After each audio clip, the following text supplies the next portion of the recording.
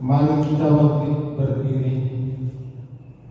Dalam nama Allah Bapa dan Anaknya Tuhan Yesus Kristus dan Roh Kudus, Pencipta langit dan bumi, kasih karunia damai sejahtera menyertai kita sekalian. Amin. Marilah kita sama-sama berdoa. Ya Yesus Kristus Tuhan kami, lihatlah datang lagi pada kami yang bersekutu di sini. Kami ini adalah umat gembalamu.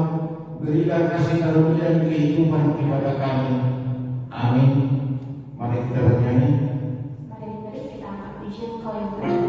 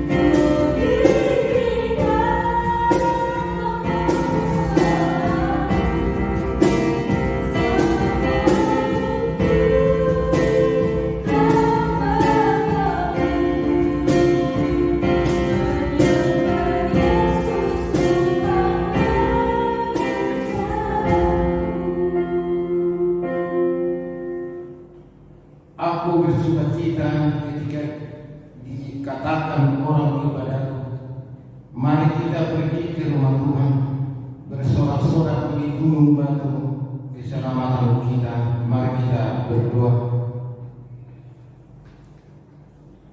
Tuhan Allah kami yang di sorga, syukur terima kasih kami persembahkan di hadapan-Mu, karena Engkau telah menyatakan diri dan kerajaan-Mu di dunia ini. Buka hati pikiran kami, mengenal diri kami yang lemah dan penuh dosa ini. Kasihanilah kami dan berikanlah kepada kami kekuatan baru agar hati kami senantiasa setia menyambut dan mengikuti Anak-Mu Yesus Kristus Juru Selamat kami. Amin. Tuhan Allah menyertai kita sekalian. Amin. Haleluya, haleluya, haleluya. Haleluya.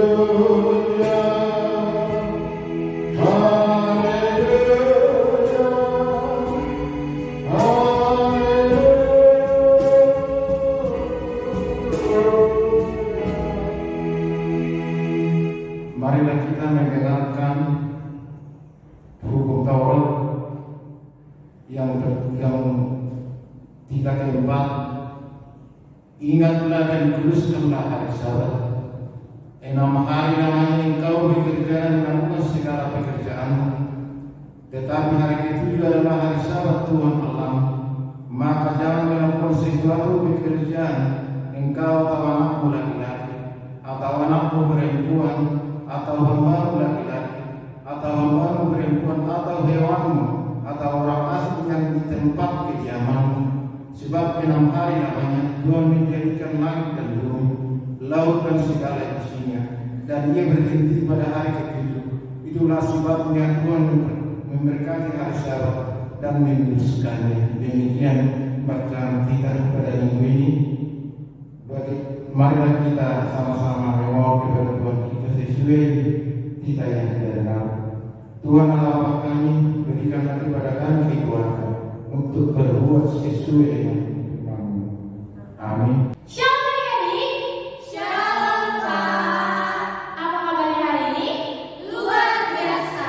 Yes, yes, yes. Shalom Ibu. Yes, yes. Oke, sekarang kita memuji nama Tuhan dengan bangkit berdiri kita akan puji Budi Bidaki.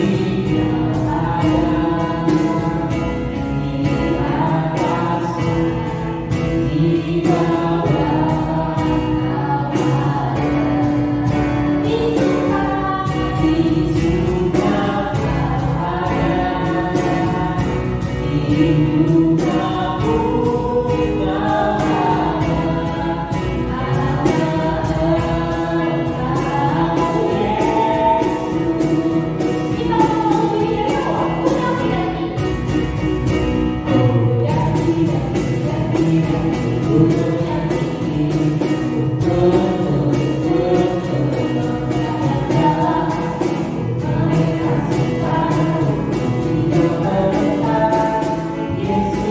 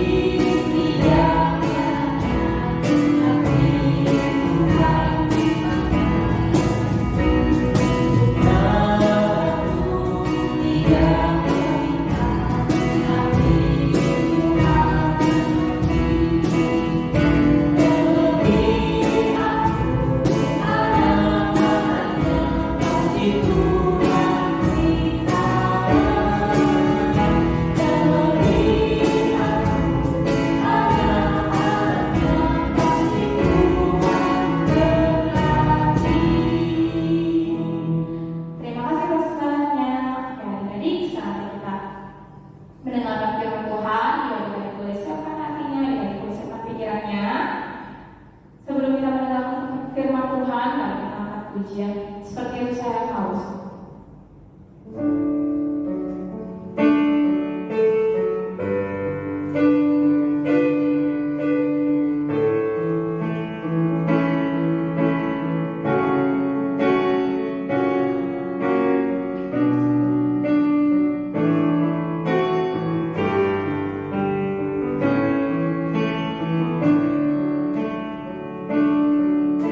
Mari kita angkat seperti yang saya haus.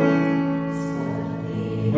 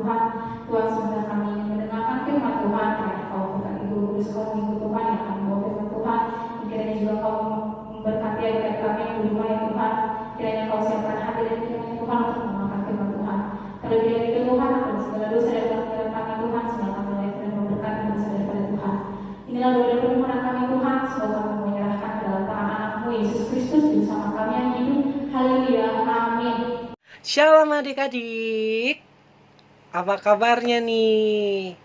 Oke, balik lagi ya. Khotbah kali ini akan dibawakan oleh Abang David untuk kelas besar, kecil, dan kelas sedang digabung. Oke, tema kita kali ini adalah buat orang-orang pemuda dan pemudi. Nah, adik-adik kan pasti bakalan jadi orang-orang pemuda dan pemudi. Yuk adik-adik, kita buka ya Pengkhotbah 11. Yuk, dipersiapkan dulu Alkitabnya. Alkitabnya dipersiapkan. Kita buka Alkitab kita. Kita buka Pengkhotbah 11. Sudah? Pengkhotbah 11 ayat 9 sampai ayat 10. Sudah ketemu ya adik-adik. Pengkhotbah itu ada di perjanjian lama. Betul, buat adik-adik kelas besar dan kelas sedang itu harus sudah bisa buka Alkitab ya. Perjanjian lama itu biasanya ditandai dengan ininya berwarna hitam dan perjanjian baru berwarna merah. Itu biasanya ya Alkitab yang pada umumnya. Yuk adik-adik, kalau yang sudah ketemu, kita baca bareng-bareng ya. Judulnya itu adalah Nasihat bagi Pemuda-Pemudi. Yuk, kita abang yang baca ya. Adik-adik juga baca dari rumah, kita baca bersama-sama. Ayat 9. Bersukarialah hai pemuda dalam kemudaanmu. Biarlah hatimu bersuka pada masa mudamu, dan turutlah keinginan hatimu dan pandangan matamu, tetapi ketahuilah bahwa karena segala hal ini Allah akan membawa engkau ke pengadilan. Buanglah kesedihan dari hatimu dan jauhkanlah penderitaan dari tubuhmu, karena kemudaan dan fajar hidup adalah kesia-siaan. Nah, dari Alkitab yang kita ambil dari Pengkhotbah 11 ayat 9 sampai 10 ini itu menceritakan tentang pemuda-pemudi, bahwa di sini yang di ayat 9-nya sudah dituliskan bersukarialah hai pemuda. Bersukarialah hai pemuda, berarti buat adik-adik, bersukarialah buat adik-adik yang pemuda-pemudi, jangan bersedih hatinya. Nah, terus di sini dalam kemudaanmu biarlah hatimu bersuka pada masa mudamu. Biarlah hatimu pada masa mudamu itu bersukarialah, bersenanglah hatimu, wahai pemuda yang akan menjadi pemuda di masa depan. Terus di sini adalah dan turutlah keinginan hatimu dan turutilah keinginan hatimu. Jadi adik-adik, jika adik-adik ingin sesuatu, misalkan adik-adik aku kepingin menjadi dokter, turutilah sesuai dengan keinginan hatimu. Adik-adik kepingin aku pengen jadi juara kelas, hatinya adik-adik udah, aduh aku udah kepingin banget nih jadi juara kelas, turutilah sesuai dengan hatimu. Terus dan pandangan matamu, tetapi ketahuilah bahwa karena segala hal ini Allah akan membawa engkau ke pengadilan. Jadi kalau misalkan adik-adik kepingin, aduh aku kepengen jajan tapi mama nggak ngasih duit, papa juga nggak ngasih duit, terus ke adik-adik melihat duit ada 2.000 di meja, turutilah hatimu adik-adik. Jika adik-adik kepingin ngambil duit itu tidak apa-apa, tapi adik-adik ingat, adik-adik bakalan, di sini kan ditulis di ayat 9 bahwa hal ini Allah akan membawa engkau ke pengadilan. Jadi adik-adik bakalan melakukan berdosa karena adik-adik mengambil duit yang bukan haknya.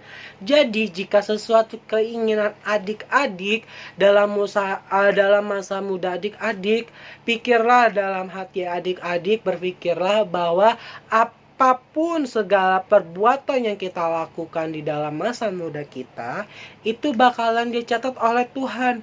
Tapi kalau misalkan kita melakukan perbuatan yang buruk, terus-terusan melawan orang tua, mencuri, mencontek, melawan guru, itu bakalan dicatat terus-terusan oleh Tuhan. Dan adik-adik bakalan ditanya nanti sama Tuhan, kenapa kamu mencuri atau mencontek di saat ulangan? Itu bakalan dicatat oleh Tuhan. Apapun yang adik-adik lakukan, Tuhan sudah mencatatnya, mulai adik-adik dari kecil sampai adik-adik nanti menjadi pemuda-pemudi dan menjadi orang dewasa suatu saat nanti. Jadi adik-adik haruslah adik-adik melakukan sesuai dengan hati adik-adik dan apa? Dan sesuai dengan kehendak Tuhan. Karena kalau misalkan adik-adik melakukan hal-hal yang buruk, Tuhan pun bakalan bersedih di atas sana. Dan Tuhan itu pasti merasa, aku sudah menebus dosa adik-adik semua yang ada di rumah, tapi kenapa adik-adik tidak mengikuti sesuai dengan perintah yang Tuhan ajarkan kepada adik-adik gitu loh. Tuhan bakalan menanyakan nanti kepada adik-adik, pasti Tuhan bakalan bersedih, bakalan tidak bersukaria mukanya melihat adik-adik, karena adik-adik sudah melakukan hal-hal yang sudah membuat Tuhan kecewa. Terus di ayat 10-nya dibilang seperti ini, buanglah kesedihan dari hatimu. Buanglah kesedihan. Jadi kalau misalkan adik-adik kesedih, lagi sedih, lagi misalkan adik-adik lagi nggak dikasih uang jajan sama mama sama papa, gara mama sama papa belum gajian, buanglah kesedihan itu adik-adik, bahwa Tuhan sudah merencanakan hal yang indah untuk adik-adik. Jadi adik-adik janganlah bersedih dalam hati ketika sesuatu apapun yang keinginan kita tapi belum terkabulkan. Adik-adik jangan bersedih hati, tapi adik-adik apa? Harus mencoba kembali, harus belajar lebih giat, harus bersabar. Karena apa? Tuhan sudah menyediakan hal yang terindah untuk siapa? Untuk kita semua yang percaya kepada Tuhan. Dan jauhkanlah penderitaan dari tubuhmu. Tuh adik-adik, Tuhan aja, Alkitab aja bilang gini, jauhkanlah penderitaan dari tubuhmu. Jika adik-adik melakukan, misalkan adik-adik mencontek, berarti kan adik-adik sama aja apa? Adik-adik dihukum oleh ibu guru, adik-adik menerima akibatnya nanti. Berarti kan tubuh adik-adik lah yang kasihan gitu loh. Tubuh adik-adik yang menjadi capek, misalkan dihukum menulis di papan tulis sebanyak 30 kalimat, saya tidak mencontek. Itu kan adik-adik capek tubuhnya gitu loh. Tubuhnya adik-adik menderita gitu loh. Jadi setiap hal apapun itu adik-adik harus seturut dengan perintah Tuhan. Jadi setiap apapun yang adik-adik lakukan di rumah, setiap apapun adik-adik lakukan di luar rumah, ketika adik-adik lagi main, pasti adik-adik dilihat oleh Tuhan, dicatat semua apapun yang adik-adik lakukan. Apalagi di saat kita lagi apa? Darling, lagi belajar dari online. Misalkan adik-adik, aku males lah ujian, aku males belajar, nanti juga bisa kok pagi-pagi buka buku, aku bisa mencontek, aku bisa tanya sama mama, bisa tanya sama papa. Tapi adik-adik ingat, adik-adik itu sudah melakukan apa? Dosa. Karena kenapa? Di saat ujian adik-adik kita tidak boleh mencontek. Karena mencontek itu adalah bagian dari hal yang terburuk. Nanti kalau misalkan adik-adik mencontek, nanti di saat adik-adik naik kelas, di saat adik-adik bertambah lagi usianya, adik-adik bakalan tidak tahu apa inti dari pelajaran di sekolah nanti gitu loh. Makanya bersyukurlah adik-adik masih diberikan kesempatan untuk bersekolah dari rumah. Sedangkan di saat pandemik begini kita kan nggak bisa pergi ke sekolah gitu loh. Sedangkan adik-adik udah kangen sama sekolah. Tapi kalau misalkan abang lihat nih adik-adik yang ada di sekeliling abang, yang ada di tetangga abang gitu loh, dia tuh yang ngerjain PR-nya orang tuanya, sedangkan dia tidak mengerjakan PR, malah main. Nah, itu pun bakalan dicatat oleh Tuhan gitu loh. Maksudnya, kenapa adik-adik bermalas-malasan? Malah orang tuanya yang mengerjakan PR adik-adik. Nah, adik-adik, itu adalah perbuatan yang tidak baik ya adik-adik. Setiap apapun yang diberikan oleh guru-guru kalian yang ada di rumah, yang ada di sekolah, yang ada lagi di rumah, ibu gurunya memberikan tugas, memberikan apapun itu yang harus dikumpulkan dengan pekerjaan tangan kita sendiri. Usahakanlah mengerjakan dengan sebisa kita. Karena kenapa? Karena di suatu saat nanti Tuhan akan memberikan level permasalahan dari belajar kita tuh semakin rumit adik-adik, tidak akan tetap gitu loh. Dan di saat ini kan kita bakalan menuju dalam dunia new normal gitu loh. Kita bakalan bersekolah kembali. Nah adik-adik coba bayangin adik-adik kalau misalkan adik-adik tetap mencontek, tidak mengerjakan tugas dengan serius, pasti adik-adik bakalan tidak nggak mampu untuk mengerjakan tugas-tugas dari guru gitu loh.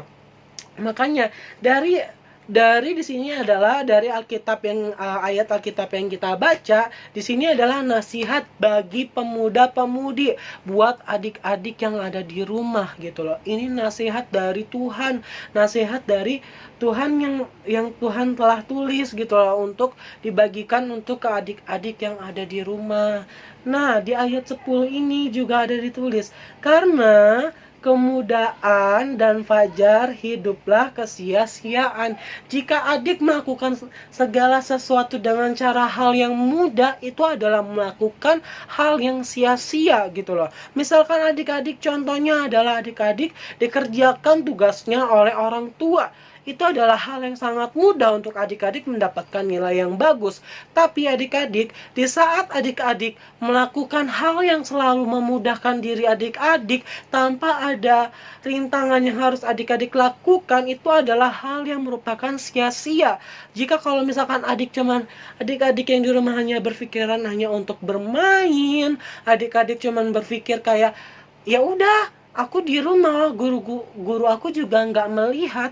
Tapi ingat adik-adik, walaupun guru-guru kalian tidak melihat adik-adik sedang mengerjakan tugas, tapi ingat adik-adik, Tuhan selalu melihat. Makanya adik-adik, setiap apapun yang adik-adik hati adik-adik ingin lakukan, ingatlah Tuhan yang ada di atas sana yang bakalan melihat setiap segala tingkah adik-adik. Itu bakalan dicatat oleh Tuhan, dan Tuhan pasti bakalan bersedih jika adik-adik melakukan hal yang sia-sia. Nah, adik-adik, itulah adalah nasihat dari pemuda-pemudi. Semoga adik-adik di luaran sana nanti, setelah adik-adik mendengarkan firman ini, adik-adik bisa melakukan firman ini dengan sungguh-sungguh. Adik-adik bisa melakukan dalam kehidupan adik-adik. Jadi adik-adik bisa lebih giat lagi, lebih belajar lagi, lebih mengandalkan apa yang telah Tuhan ajarkan gitu adik-adik. Walaupun adik-adik tetap di rumah, adik-adik bosan, adik-adik pengen main, tapi ingatlah Tuhan sudah merencanakan hal yang terindah untuk kita. Ya betul, untuk kita semuanya adik-adik. Nah, sekian dulu firman dari abang yang abang sampaikan kepada adik-adik. Semoga diingat ya adik-adik, semoga adik-adik bisa menjadi pemuda-pemudi yang menjadi terang di sekelilingnya, dan bisa menjadi panutan untuk di sekelilingnya, terutama di rumah Tuhan ya adik-adik. Dan adik-adik, semoga kita selalu diberikan kesehatan, kita selalu diberikan murah rezeki, dan kita selalu disayang oleh Tuhan. Nah, itu adalah firman Tuhannya ya adik-adik dari Abang David. Tidak ada PR. Berarti artinya adik-adik bukannya seneng, nggak ada PR, nggak ada ayat hafalan. Bukan begitu adik-adik. Abang David ingin adik-adik melakukan apa yang telah abang sampaikan kepada adik-adik dilakukan di rumahnya. Dan adik-adik bisa menjadi pribadi yang lebih baik ke Bali, dan adik-adik bisa disayang oleh Tuhan lagi, dan adik-adik nanti dicatat oleh Tuhan setiap apapun yang adik-adik lakukan itu adalah hal-hal yang baik. Oke, sekarang kita tutup Alkitabnya. Kita akan mengakhiri firman Tuhan. Sudah ditutup Alkitabnya. Yuk adik-adik kita lipat tangan. Sudah? Yuk adik-adik kita berdoa. Tuhan Yesus yang baik, terima kasih Tuhan. Kami telah mendengarkan sedikit firman-Mu Tuhan tentang nasihat pemuda-pemudi yang telah Engkau berikan kepada kami Tuhan. Tuhan, terima kasih Tuhan atas berkat hari ini Tuhan kepada kami. Kami masih bisa mendengarkan sedikit firman-Mu. Kami bisa melakukan sedikit firman-Mu di suatu saat nanti. Kami bisa memberikan contoh kepada keluarga kami, terutama kepada Engkau Tuhan. Inilah permohonan kami Tuhan Yesus, semoga kami bisa selalu sehat, selalu bisa menjadi pribadi yang lebih baik, dan kami bisa menjadi panutan di sekitar kami. Ya Tuhan Yesus, dan berkatilah juga untuk Indonesia, dan berkati juga untuk seluruh dunia yang sedang bersedih, yang sedang berduka, yang sedang kelelahan, yang sedang membutuh bantuan. Tolonglah Tuhan Yesus, karena kami tahu Tuhan pandemik ini tidak mudah untuk berakhir Tuhan, tapi kami tahu Tuhan Yesus Engkaulah yang bisa menyembuhkan ini semua, dan kami percaya Tuhan dari semua masalah yang telah kami hadapkan, yang telah kami hadapi selama ini, Tuhan sudah memberikan hal yang terindah untuk kami semuanya Tuhan Yesus. Inilah doa kami yang tersempurna. Terimalah Tuhan Yesus. Haleluya. Amin.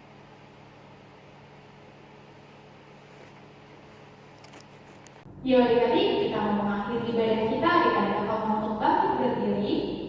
Kita mengangkat pujian Oh Yesusku.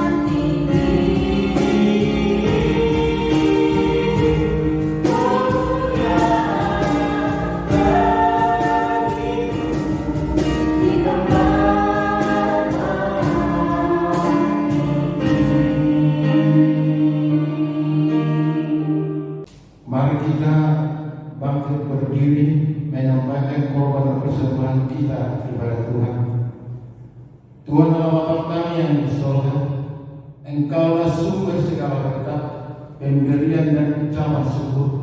Kami di sini mempersembahkan diri kami dan sebagian dari perbedaan-Mu sebagai tanda terima kasih kami atas berkat-Mu dalam kehidupan kami.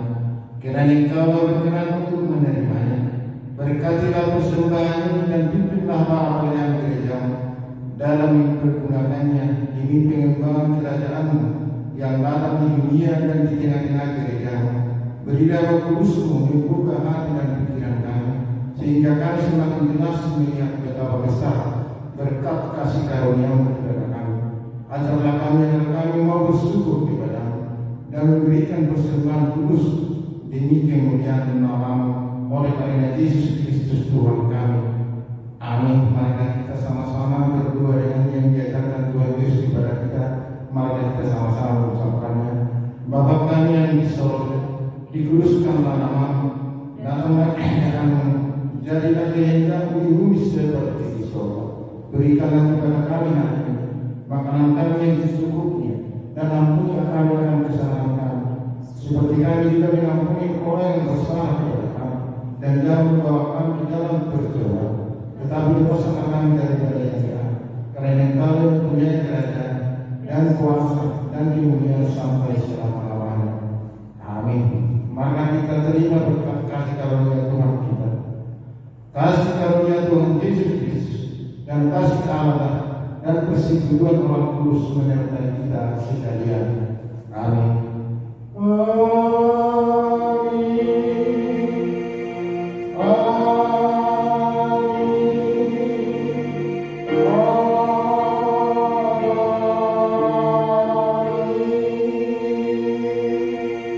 Selamat hari Minggu buat kita semua.